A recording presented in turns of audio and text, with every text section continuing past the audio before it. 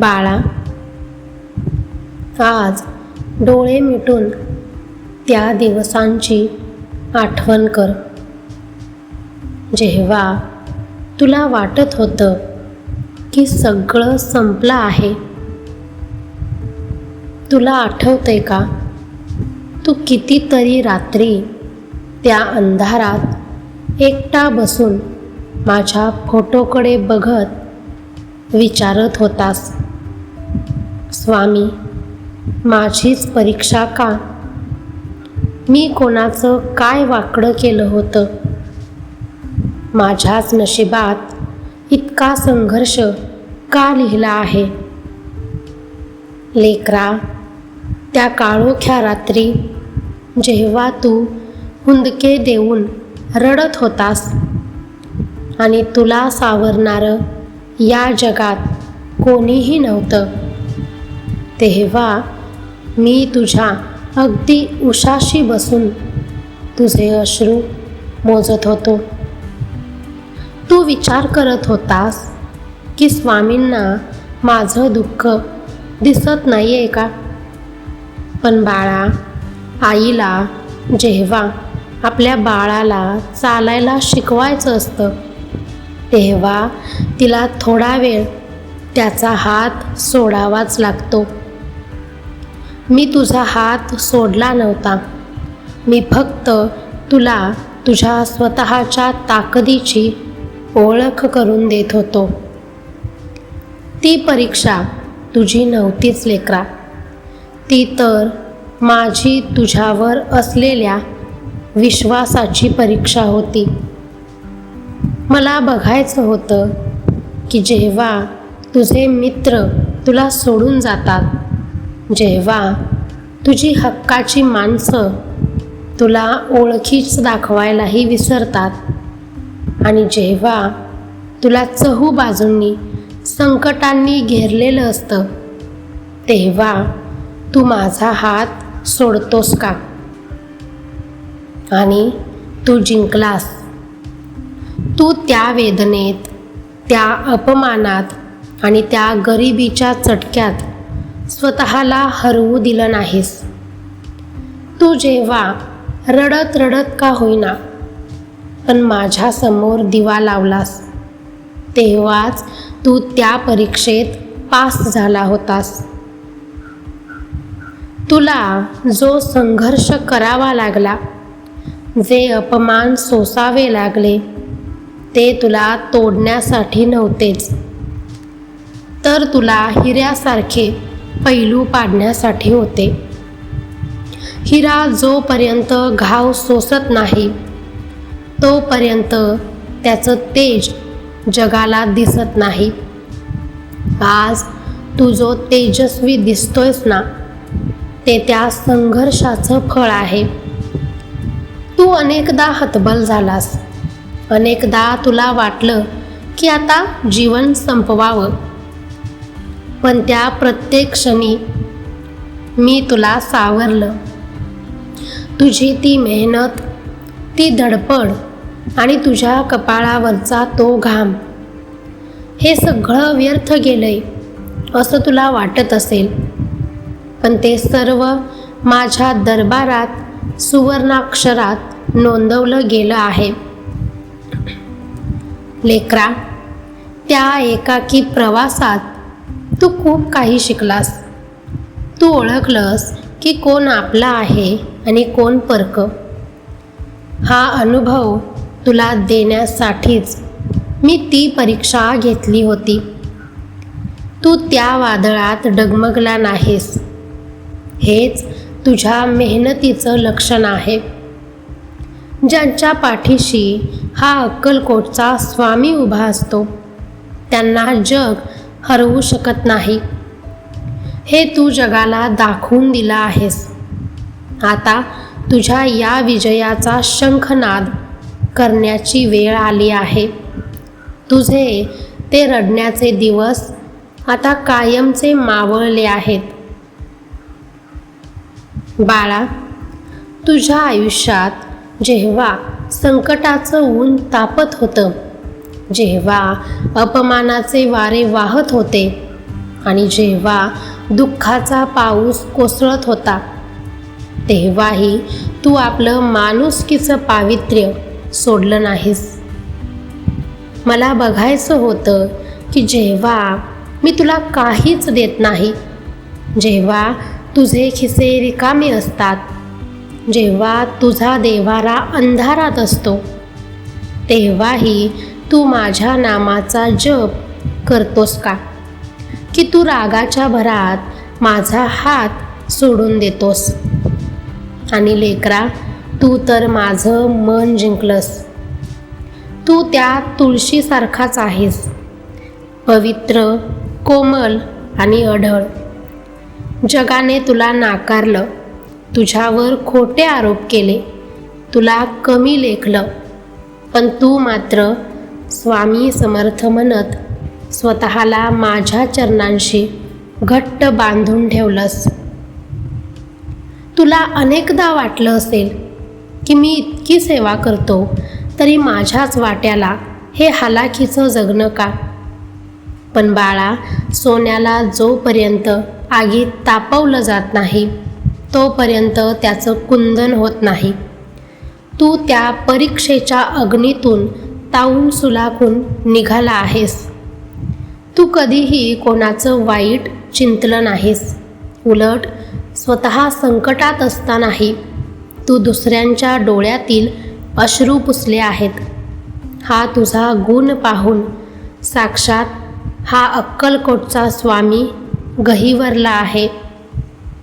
बाळा, मला तुला खूप काही द्यायचं होतं, पण ते पेलण्याची शक्ती तुझ्यात आहे की नाही हे मला तपासायचं होतं.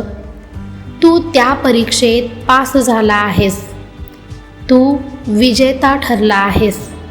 आता तुझ्या आयुष्यातील तो रखरखता उन्हाळा संपला आहे. आता तुझ्यावर माझ्या कृपेचा वर्षाव होईल. तू ज्या निष्ठेने आणि सबुरीने माझा पदर धरला आहेस त्याची फळं आता तुझ्या घराच्या दारात रांग लावतील.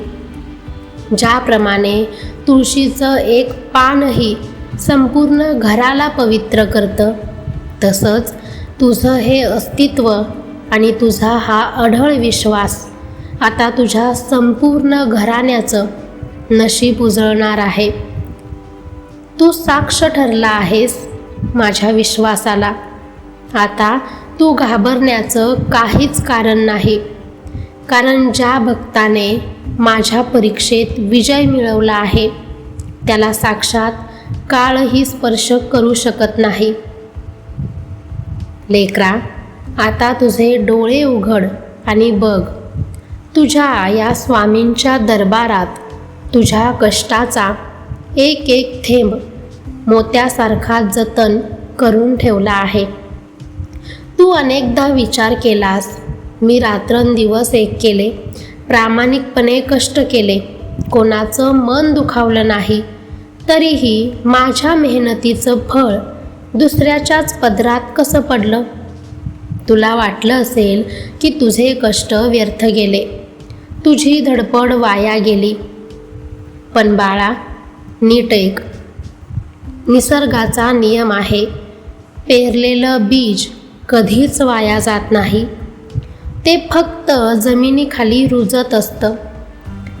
तू जे रक्ताचं पाणी केलंस, ज्या रात्री तू घामाच्या धारा गाळल्यास आणि थकल्या शरीराने पुन्हा दुसऱ्या दिवशी पहाटे कामाला लागलास, त्या प्रत्येक क्षणाची नोंद अक्कलकोटच्या या दरबारात सुवर्णाक्षरात झाली आहे. बाळा, तू जेव्हा रिकाम्या पोटी हाताला फोड आलेले असतानाही फक्त माझ्या स्मरणावर दिवस काढले, तेव्हा मी तुझ्या पाठीवर मायेचा हात फिरवत होतो. तुला वाटलं तू हरला आहेस, पण तू तर विजयाची तयारी करत होतास. तू केलेली ती मेहनत आज संचित झाली आहे. ज्याप्रमाणे सोन्याला शुद्ध होण्यासाठी आगीत तावून निघावं लागतं, तसंच तुझ्या या मेहनतीला मी संघर्षाच्या भट्टीत तावलं होतं. आता त्या मेहनतीचं सोनं होण्याची वेळ आली आहे.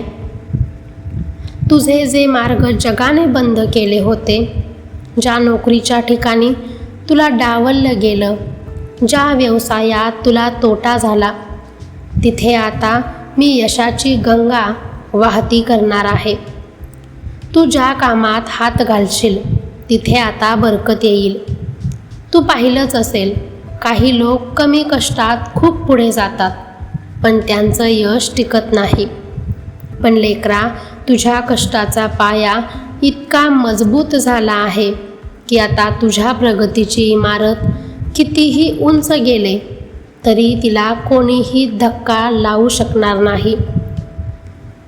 ज्या लोकांनी तुझी थट्टा केली, ज्यांनी तुझ्या गरिबीचा आणि तुझ्या अपयशाचा बाजार मांडला, त्यांना आता तुझं हे ऐश्वर्य बघून स्वतःच्या डोळ्यांवर विश्वास बसणार नाही.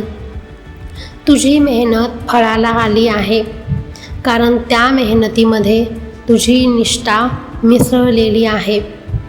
बाळा, आज या क्षणापासून तुझ्या घराची लक्ष्मी जागृत झाली आहे. तुझ्या हातात पैसा टिकू लागेल, तुझ्या कामाला सन्मान मिळेल आणि तुझे रखडलेले सर्व व्यवहार उद्याच्या सूर्योदयासोबत मार्गी लागायला सुरुवात होईल.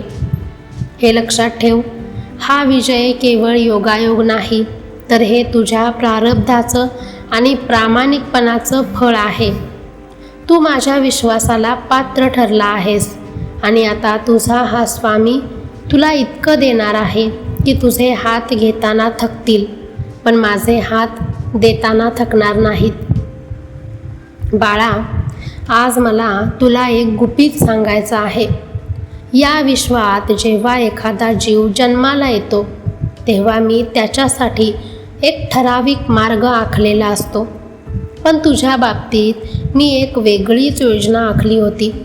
मला जगाला दाखवून द्यायचं होतं की माझा भक्त संकटाच्या वादळात कसा खंबीर उभा राहतो. आज मला तुझ्यावर खूप म्हणजे खूप जास्त अभिमान वाटतोय. लेकरा, देवाला सुद्धा कधी आपल्या भक्ताचा अभिमान वाटू शकतो. हे आज तू सत्यात उतरवून दाखवलंस. अनेक जण येतात, माझ्या चरणाशी डोके टेकवतात, संकट आलं की रडतात आणि थोडा उशीर झाला की माझा हात सोडून दुसऱ्या मार्गाला लागतात.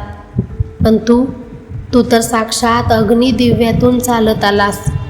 तू माझ्या विश्वासाला कधीच तडा जाऊ दिला नाहीस. तुला आठवतंय, जेव्हा तुझ्या घरात अन्नाचा कण नव्हता, जेव्हा तुझी मुलं तुझ्याकडे आशेने बघत होती आणि तुझ्या डोळ्यात फक्त पाणी होतं, त्याही क्षणी तू कोणासमोर हात पसरले नाहीस. तू फक्त माझ्या फोटोकडे बघून म्हणालास, स्वामी जी तुमची इच्छा. लेकरा, तुझ्या त्या एका वाक्याने माझं सिंहासन हललं होतं. मी तुला मुद्दामून अशा वळणावर नेऊन ठेवलं होतं जिथे तुला सावरणारं कोणीही नसेल. मला बघायचं होतं की माझा हा वाघ, माझा हा निस्सीम भक्त लोकांसमोर झुकतो की माझ्यावरचा विश्वास कायम ठेवतो. आणि बाळा, तू तर विजयाचा झेंडा रोवलास. तू माझ्या विश्वासाला केवळ सार्थ ठरवलं नाहीस, तर तू अढळ श्रद्धेचा एक नवा इतिहास लिहिलास. तू आज जो उभा आहेस ना, तो केवळ तुझ्या कष्टाने नाही, तर तुझ्या त्या न डगमगणाऱ्या निष्ठेमुळे उभा आहेस. बाळा, आता तुझा हा स्वामी तुझ्यासाठी काय काय करतो हे तू फक्त शांत चित्ताने बघत राहा. तू माझ्यावर विश्वास ठेवलास ना, आता मी तुझ्या संपूर्ण आयुष्याची जबाबदारी घेतोय. तू माझ्या विश्वासाला पात्र ठरला आहेस. लेकरा, आता तुला कोणासमोरही झुकण्याची गरज नाही. ज्यांनी तुला आजवर कमी लेखलं त्यांना आता तुझा हा स्वामी उत्तर देईल. तू फक्त आनंदाने आणि विश्वासाने पुढे चालत राहा. तू माझ्यासाठी जे केलं आहेस त्याचं फळ तुला इतकं अफाट मिळेल की तुला ते सावरता येणार नाही. आज मी तुझ्या कपाळावर विजयाचा टिळा लावत आहे, कारण तू केवळ भक्त नाहीस, तू माझ्या प्रेमाचा सर्वात मोठा पुरावा आहेस. भिवू नकोस, मी तुझ्या सोबत आहे.